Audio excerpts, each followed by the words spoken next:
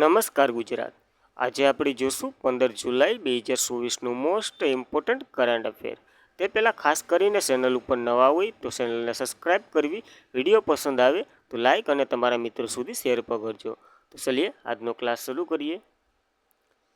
તો પૂર્વ ભારતની પ્રથમ વિકલાંગ યુનિવર્સિટી ક્યાં ખોલવામાં આવશે? તો કે ઝારખંડ, અને ઝારખંડમાં પ્રોપર તો કે રાંચીમાં ખોલવામાં આવશે પૂર્વ ભારતની પ્રથમ વિકલાંગ યુનિવર્સિટી. ઝારખંડની રાંચીમાં ખોલવામાં આવશે. અહીં શું થશે? તો કે વિકલાંગોને શિક્ષણ અને તેમને પ્રોત્સાહન આપવા માટેની પ્રવૃત્તિઓ કરવામાં આવશે. તો ખાસ આ ડેટા યાદ રાખવા. ત્યારબાદ ઝારખંડની વાત કરીએ તો એમનું કેપિટલ રાંચી છે. મુખ્યમંત્રી તો કે હેમંત સોરેન છે, અને રાજ્યપાલ તો કે સીપી રાધાકૃષ્ણ છે.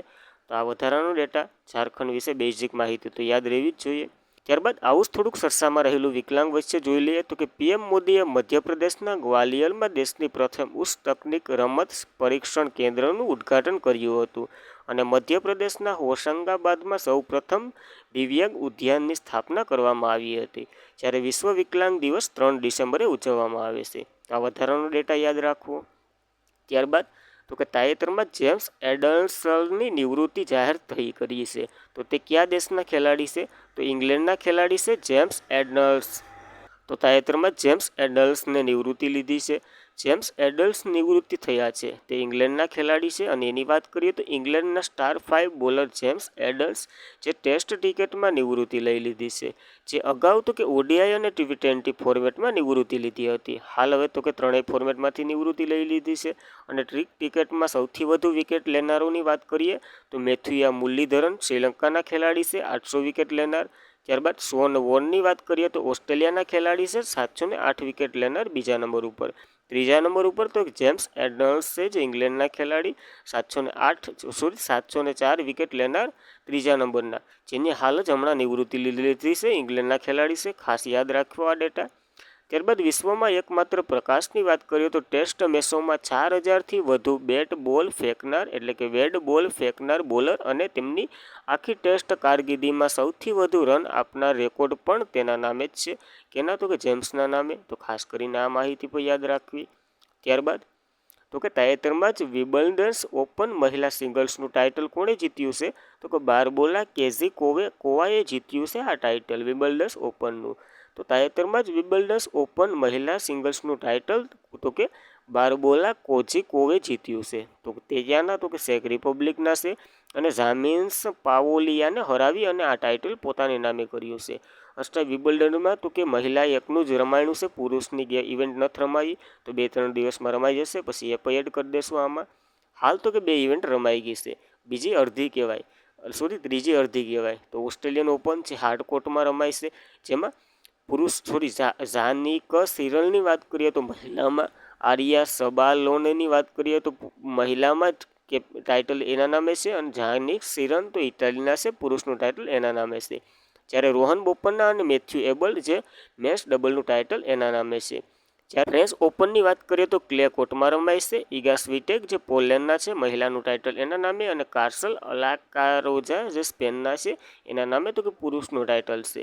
તો ખાસ કરીને આ 2 ઇવેન્ટો યાદ રાખવી. 2 ઇવેન્ટો કમ્પ્લીટ થઈ ગઈ છે. તો ત્યારબાદ ટેનિસ 2024ની વાત કરીએ તો સરસામાં રહેલું તો ઇટાલી ઓપન 2024 તો કે વિમેન્સ સિંગલ્સ તો કે ઇગા સ્વિટેક જે પોલેન્ડના. મેન્સ સિંગલ્સની વાત કરીએ તો એલેક્ઝાન્ડર ઝેવેરવ છે, જે જર્મનીના ખેલાડી છે. જ્યારે મેડિન ઓપન 2024ની વાત કરીએ તો વિમેન્સ સિંગલ ઇગા સ્વિટેક છે, પોલેન્ડના. મેન્સ સિંગલની વાત કરીએ તો એન્ડ્રા રૂબેલિવ છે, જે રશિયાના છે. તો ખાસ કરીને આ ટાઇટલ પણ યાદ રાખવું.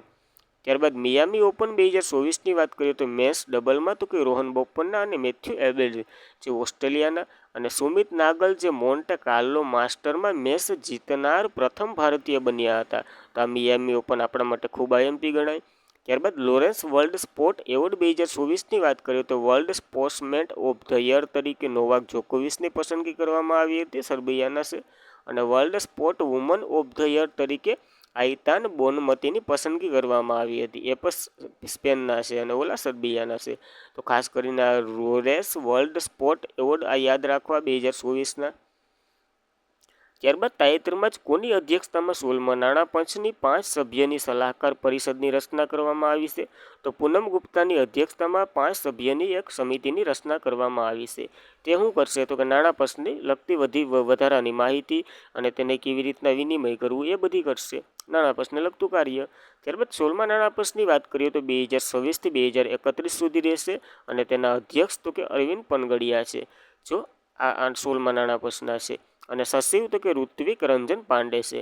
તો ખાસ કરીને એક 5 સભ્યવાળી સમિતિની રચના કરવામાં આવી છે. તેના અધ્યક્ષ તો કે પૂનમ ગુપ્તાને બનાવવામાં આવ્યા છે નાણાં પંચમાં. તો આ ડેટા યાદ રાખવો. તો તાજેતરમાં જ કોણે ઓલિયન હાર્ટિંગ ટેલિસ્કોપ હેબિટેલ વર્લ્ડ ઓર્બેનેવેઝન લોન્ચ કરવાની જાહેરાત કરી છે?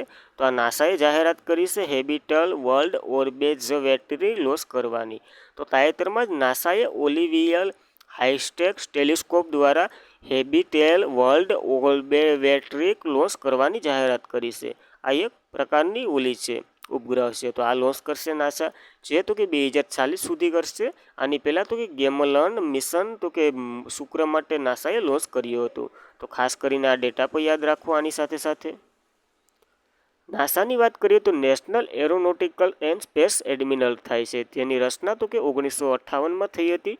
હેડક્વાર્ટર તો કે વોશિંગ્ટન ડીસીમાં આવેલું છે અને હાલના હેડ તો કે બિલ નેશનલ છે. અને સૂત્ર તો કે બધાના ફાયદા માટે. તો ખાસ કરીને આ નાસા વિશે એટલી ડિટેલ યાદ રાખવી. ત્યારબાદ તાજેતરમાં જ કોણે મુખ્યમંત્રી મંગલા પશુ વીમા યોજના શરૂ કરવાની જાહેરાત કરી છે?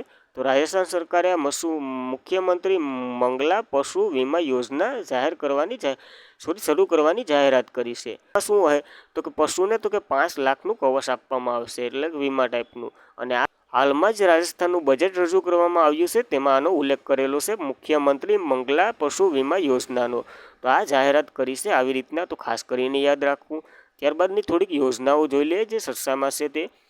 NTR એટલે કે ભરોસા પેન્શન યોજના આંધ્રપ્રદેશે શરૂ કરી છે. અને રેશમ ઉત્પાદકો માટે વીમા યોજના શરૂ કરનાર ઉત્તરાખંડ પહેલું રાજ્ય બન્યું હતું. મિશન મહિલા સારથી પહેલ ઉત્તર પ્રદેશની છે. સપનાના સંચય ડિપોઝિટ લિંક લોન સ્કીમ તો કે હિમાચલ પ્રદેશની છે. નમો શેતકરી મહાસન્માન નિધિ યોજના મહારાષ્ટ્રની છે. ખેડૂત ભેટ યોજના ઉત્તર પ્રદેશની છે. મિશન તપાસ @75 દિવસ શરૂ બિહારની છે. ઉન્નત આરોગ્યશ્રી યોજના આંધ્રપ્રદેશની છે. વર્લ્ડ બેન્કે તો કે SC/ST વિદ્યાર્થીઓ માટે યોજના યોજના શરૂ કરી હતી. ગ્રામીણ આવાસ ન્યાય યોજના તો કે છત્તીસગઢની છે. મુખ્યમંત્રી ફાર્મ સુરક્ષા યોજના તો કે ઉત્તર પ્રદેશની છે.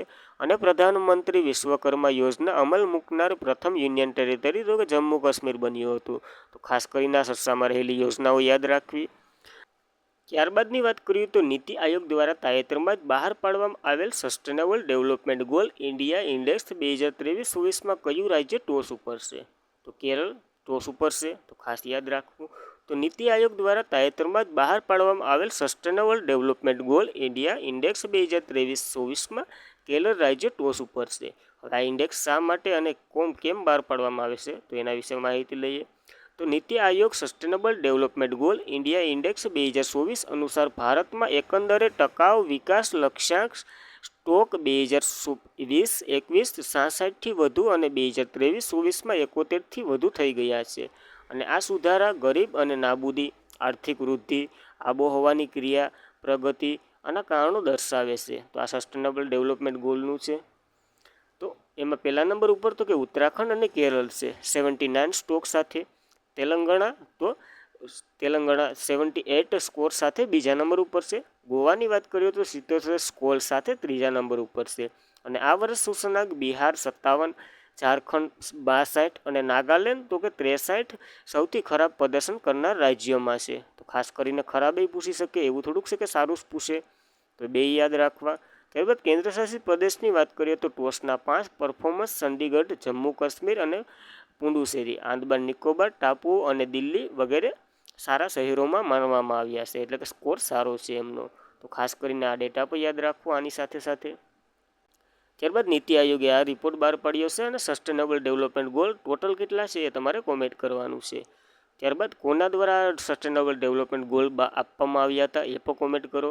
નીતિ આયોગની વાત કરીએ તો તેમનું ફૂલ ફોર્મ તો કે national institution for transforming India થાય છે, જેની રચના તો કે 1 જાન્યુઆરી 2015ના રોજ થઈ હતી. એની પહેલાં તો કે તે આયોજન પંચ તરીકે કાર્ય કરતું હતું. જ્યારે નીતિ આયોજન પંચની વાત કરીએ તો તેની રચના કઈ પંચવર્ષીય યોજનામાં થઈ હતું એ કોમેન્ટ કરી દઉં. અધ્યક્ષ તરીકે પીએમ મોદી હોય છે, એટલે કે પીએમ હોય છે જે ભારતના, એ ઓદાની રૂએ બની જાય છે. અને ઉપાધ્યક્ષ તરીકે સુમન કે બેરી છે, જ્યારે પહેલા નંબર ઉપરના અરવિંદ પનગડિયા હતા. જ્યારે સીઈઓની વાત કરીએ તો BVR સુબ્રમણ્યમ છે, અને 15મા નંબરના તો કે અમિતાભ કાંત હતા, જે છેલ્લા નંબરના આમ તો કહી શકીએ નીતિ આયોગના પહેલા નંબરના. તો ખાસ કરીને આ ડેટા પર યાદ રાખવો. આની સાથે ત્યારબાદ તાજેતરમાં જ પ્રથમ વૈજ્ઞાનિક ડીપ ડ્રિલિંગ મિશન ક્યાં શરૂ કરવામાં આવ્યું છે? તો કે મહારાષ્ટ્રમાં શરૂ કરવામાં આવ્યું છે પ્રથમ વૈજ્ઞાનિક ડીપ ડ્રિલિંગ મિશન, જે મહારાષ્ટ્રમાં શરૂ કરશે અને ખાસ કરીને કોયનામાં શરૂ કરવામાં આવશે. જે તો કે બોલસાલ જીઓલોજિકલ સંશોધન પ્રયોગશાળા છે એના દ્વારા હાથ ધરવામાં આવ્યું છે. અને આ શું કરશે તો કે કોયનામાં વધારે પડતા ભૂકંપો આવે છે, તો એનું કારણ જાણવા માટે તો કે 100 કિલોમીટર સુધી ઊંડી એથી ખાણ કરવામાં આવશે, એટલે કે એનું નિર્માણ કરવામાં આવશે. અને તેમાંથી તો કે ભૂકંપના કારણો જાણશે અને એને વિવિધતા મળશે, એવું કરવામાં આવશે આના દ્વારા, ડ્રિલિંગ દ્વારા. ત્યારબાદનું થોડું જોઈ લઈએ ભારતનું પ્રથમ. તો ભારતનું પ્રથમ હતું, તો આમાંય ભારતના પ્રથમો જોઈ લઈએ. અયોધ્યા તો કે ઉત્તર પ્રદેશનું પ્રથમ સૌર શહેર બનશે. એક્સિસ બેંક એ ભારતનું પ્રથમ number land credit card launch કર્યું હતું. અને બરેલી ઉત્તર પ્રદેશ પહેલા જિલ્લો છે જેણે સરકારી શાળાઓમાં સ્માર્ટ ક્લાસની સુવિધા પૂરી પાડી છે. જ્યારે ઉદયપુર ભારતનું પ્રથમ વેટલેન્ડ શહેર બનશે. અને ભારતનું પ્રથમ સોલાર સાયકલિંગ ટ્રેક ક્યાં બાંધવામાં આવશે? તો કે હૈદરાબાદ ખાતે. જ્યારે મસૂરી ઉત્તરાખંડ દેશમાં પ્રથમ કાર્ટોગ્રાફી મ્યુઝિયમનું ઉદ્ઘાટન કરશે, અને જેનું નામ તો કે જ્યોર્જ ઓવેલના નામ ઉપર રાખવામાં આવશે. હવે કયા રાજ્યમાં ભારતનું પ્રથમ દીવાદાંડી ઉત્સવ આયોજન કરવામાં આવ્યું હતું? તો કે ગોવામાં કરવામાં આવ્યું હતું. વારાણસીમાં સૌ પ્રથમ વિકલાંગ મહાકુંભ આયોજન કરવામાં આવ્યો હતો. જ્યારે દેશનો સૌ પ્રથમ વખત ભૂગર્ભ પ્લાન્ટ ટ્રાન્સફોર્મ સ્ટેશન સ્થાપના ક્યાં કરવામાં આવી હતી? તો કે બેંગ્લોરમાં. જ્યારે લદ્દાખના ન્યોમા વિસ્તારમાં BR એટલે કે બોર્ડર રોડ ઓર્ગેનાઇઝેશને વિશ્વનું સૌથી ઊંચું કોલંબો એરફીલ્ડ ક્યાં બાંધવામાં આવ્યું હતું? તો કે લદ્દાખમાં બનાવવામાં આવ્યું હતું. તો ખાસ કરીને ભારતના પ્રથમ યાદ રાખવા. ત્યારબાદ તાજેતરમાં જ નાબાર્ડે સંકલિત આદિજાતિ વિકાસ કાર્યક્રમની શરૂઆત ક્યાં કરી છે? તો કેરળમાં કરી છે આ કાર્યક્રમની શરૂઆત. તો નાબાર્ડે આદિજાતિ સંકલિત આદિજાતિ વિકાસ કાર્યક્રમની શરૂઆત કેરળમાં કરી છે. અને કેરળની વાત કરીએ તો તેમાં 5 વર્ષ માટે જે આદિજાતિના વિકાસ માટેના આ કાર્યક્રમ કરશે નાબાર્ડ. ખાસ કરીને આ યાદ રાખવું નાબાર્ડ વિશે એટલું, કારણ કે કેરળમાં એક યોજનાની શરૂઆત કરી છે આને.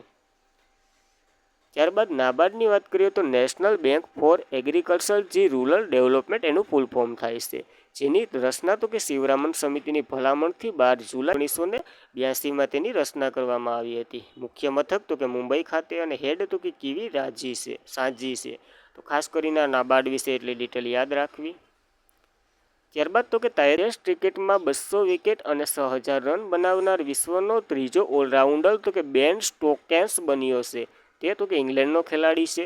તો તાજેતરમાં ટેસ્ટ ક્રિકેટમાં 2000 વિકેટ અને 6000 રન બનાવનાર વિશ્વનો ત્રીજો ઓલરાઉન્ડર બેન સ્ટોક્સ બન્યો છે. તો ખાસ કરીને યાદ રાખવું. હવે ત્રીજા નંબરનો છે, તો પહેલા નંબરનો કેસ્ટ કેલેસ એ સાઉથ આફ્રિકાના છે, અને ગેરિયન ઓબેલ જે બીજા નંબરના વેસ્ટ ઇન્ડિઝના છે. તો ખાસ કરીને આ ડેટા બે યાદ રાખવા. તો આજના માટે એટલું. Thank you for watching this video. જય હિન્દ, જય ભારત.